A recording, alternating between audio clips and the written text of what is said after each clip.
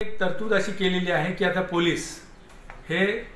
Police custody ही 15 दिवसापासून काही गुन्ह्यांमध्ये 40 ते 60 दिवसापर्यंत घेऊ शकतील आणि कुणा व्यक्तीची जर पोलीस अधिकाऱ्याविरुद्ध तक्रार असेल तर त्याचा सीनियर पोलीस अधिकारी त्याची तक्रार चौकशी करेल आणि मग त्यानंतर तो परवानगी द्यायची किंवा नाही याबाबत निर्णय घेईल।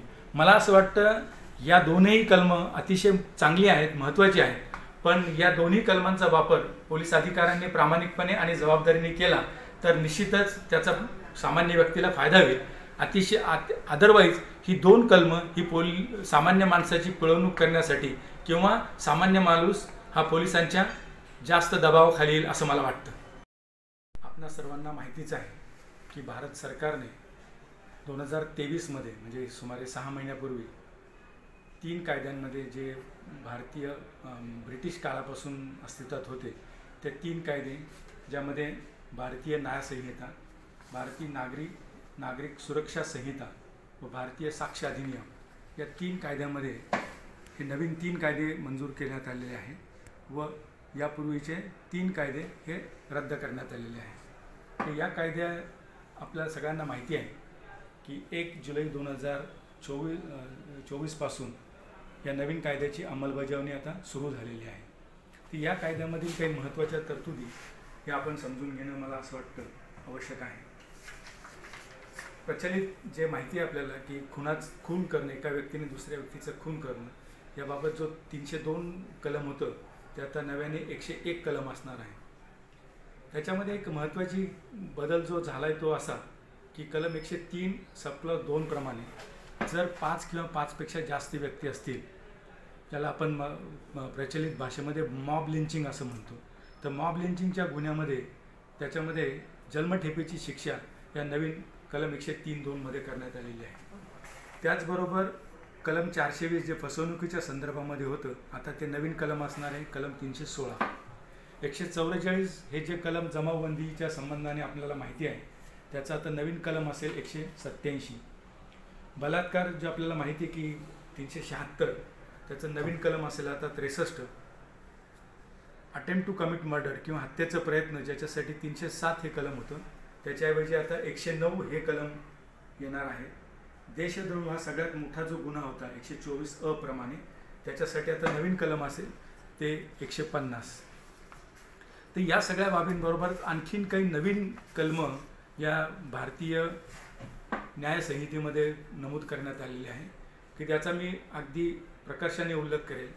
त्याच्यामध्ये कलम 111 ज्याच्यामध्ये ऑर्गनाइज क्राईम, कलम 112 मध्ये पेटी ऑर्गनाइज क्राईम आणि कलम 113 टेररिस्ट ॲक्ट हे 3 कलम जी आहे ती नव्याने ॲड करण्यात आलेली आहे। हे सांगण्याचं कारण असं की याच्यासाठी पूर्वी ऑर्गनाइज क्राईमसाठी एक स्वतंत्र कायदा होता आणि टेररिस्ट कृत्यांबाबत नवीन कायदा होता, पण आता ही दोन्ही गुन्हे ही भारतीय न्याय संहितेअंतर्गत आणल्यामुळे हे जे विशेष कायदे होते त्या विशेष कायद्याअंतर्गत जी काही विशेष पद्धती सांगितलेली होती की ज्यामध्ये प्रत्येक गुन्ह्याचा कलम लावण्यापूर्वी इन्स्पेक्टर जनरल ऑफ पोलीस या दर्जाच्या अधिकाऱ्याचा परवानगी घेणं, चार्जशीट दाखल करताना डायरेक्टर जनरल ऑफ पोलीस या उच्चपदस्थ अधिकाऱ्याची परवानगी असल्याशिवाय यामध्ये चार्जशीट दाखल करता येत नव्हती। त्याच्यानंतर अशा गुन्ह्यांमध्ये DYSPच्या खालच्या अधिकाऱ्याला या गुन्ह्यांचा तपास करता येत नव्हता। या सगळ्या ज्या किचकट तरतुदी होत्या त्या सगळ्या तरतुदी कलम 111 आणि 112 आणि 113 अन्वये आणल्यामुळे आता या सगळ्या बाबींची कुठलीही पूर्तता करण्याची आवश्यकता राहिलेली नाही। तर कुठलाही पोलीस अधिकारी या गुन्ह्यांचा तपास जर त्याबाबत त्यांना लक्षात आलं की हा संघटित स्वरूपाचा गुन्हा आहे आणि याच्यामध्ये अजून एक बदल जो झाला तो की contract killing, kidnapping, vehicle theft, extortion, land grabbing हे जे काही ड्रग ट्रॅफिकिंग हे जे काही मोठे स्वरूपाचे गुन्हे आहेत त्याला त्यांनी ऑर्गनाइज क्राईम म्हटलं आणि त्या गुन्ह्यांमध्ये जर तो गुन्हा करताना एखाद्या व्यक्तीचा मृत्यू झाला तर त्याला जन्मठेपेची शिक्षा आणि कमीत कमी 10 लाख रुपये दंड अशी तरतूद केलेली आहे। ती या उलट पेट्टी ऑर्गनाइज क्राईम, पेट्टी संघटित म्हणजे लहान स्वरूपाचे गुन्हेगारी स्वरूपाचे गुन्हे याच्यामध्ये त्यांनी असं म्हटलं की थेफ्ट असेल किंवा फसवणूक असेल अशा स्वरूपाचे जर गुन्हे संघटितरित्या केले तर त्या गुन्ह्यांमध्ये 3 वर्षापर्यंत शिक्षा आणि 7 वर्षापर्यंत शिक्षा अशा स्वरूपाची तरतूद केलेली आहे. आणि टेररिस्ट गुन्ह्यांच्या बाबतीत आपल्याला सांगता येईल की जन्मठेपेबरोबरच मोठ्या दंडाची तरतूद यामध्ये करण्यात आलेली आहे. तर हे सगळे महत्त्वाच्या गोष्टी त्याच्यामध्ये ज्या बदल झालेले आहेत ते मी आपल्याला थोडक्यामध्ये सांगितल्या. त्यानंतर दुसरा जो प्रोसिजरल कोड, जो क्रिमिनल प्रोसिजर कोड होतो, ज्याच्यामध्ये आता भारतीय नागरी सुरक्षा संहिता त्याला असं म्हटलेलं आहे, त्याच्यामध्ये आपल्याला महत्त्वाच्या तरतुदींचा जर विचार करायचा म्हटला तर सगळ्यात महत्त्वाची तरतूद म्हणजे याच्यामध्ये जे केली की जे ॲब्स्कॉन्डिंग ॲक्युज्ड होते किंवा जे प्रोक्लेम म्हणजे जे आता गुन्हा घडल्यानंतर जे आरोपी आपल्याला मिळून येत नाही, तर त्यांची ओळखीसाठी त्यांची प्रॉपर्टी जप्त करून तो गुन्हा चालवता येईल अशी तरतूद कलम 86 मध्ये करण्यात आलेली आहे. त्याच्यानंतर एक महत्त्वाची तरतूद, आपल्याला माहिती आहे की बऱ्याचशा गुन्ह्यांमध्ये आरोपी सुटतात आणि सगळ्याच लोकांची तक्रार असते की बाबा पुरावा दिला पंच, आणि महत्त्वाचे आपल्याला लक्षात येतं की केस चालवताना पंच साक्षीदार फुटणे किंवा साक्षीदार फुटणे याच्यामुळे दोषसिद्धी होत नव्हती.